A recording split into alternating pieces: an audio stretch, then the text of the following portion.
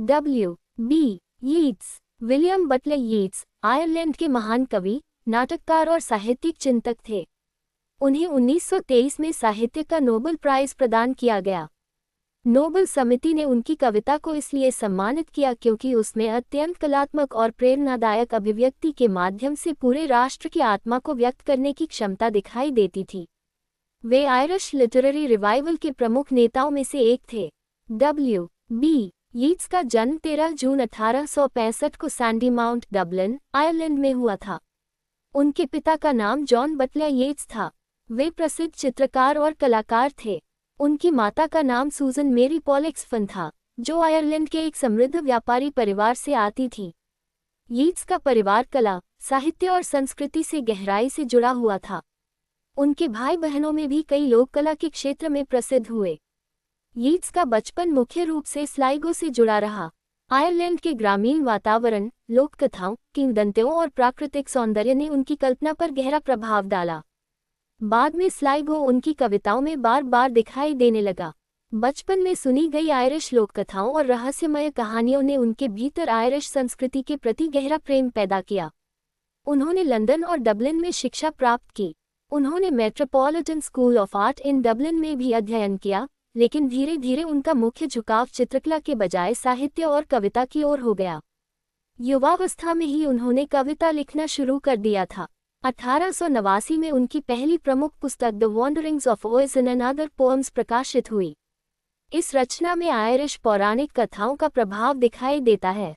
इसके बाद Yeats Irish साहित्यिक पुनर्जागरण के प्रमुख व्यक्तित्व बन गए। उनका उद्देश्य आयरलैंड की भाषा, लोककथाओं, मिथकों और सांस्कृतिक पहचान को साहित्य के माध्यम से पुनर्जीवित करना था। यीट्स ने केवल कविता नहीं लिखी, बल्कि नाटक और साहित्यिक संस्थाओं के निर्माण में भी महत्वपूर्ण योगदान दिया। वे आयरिश लिटरेरी थिएटर और बाद में एबी थिएटर की स्थापना से जुड़े। एबी थिएटर आयरलैंड के राष्ट्रीय रंगमंच के विकास में अत्यंत महत्वपूर्ण संस्था बनी। उनकी प्रमुख काव्य कृतियों में the wind among the reeds, the tower, the winding stair और लास्ट पोएम्स शामिल हैं। उनकी प्रसिद्ध कविताओं में the lake isle of Innisfree, the second coming, sailing to Byzantium और ईस्टर 1916 विशेष रूप से उल्लेखनीय हैं। यीट्स की कविता में प्रेम, प्रकृति, आयरिश राष्ट्रवाद, आध्यात्मिकता, इतिहास और मानव जीवन के रहस्य जैसे विषय दिखाई देते हैं। उनकी कविता समय के साथ बदलती रही। शुरुआती रचनाओं में रोमांटिकता और मिथक अधिक दिखाई देते हैं, जबकि बाद की कविताओं में आधुनिक राजनीति, युद्ध और सभ्यता के संकट जैसे विषय प्रमुख हो गए। यीट्स का राजनीतिक जीवन से भी संबंध रहा।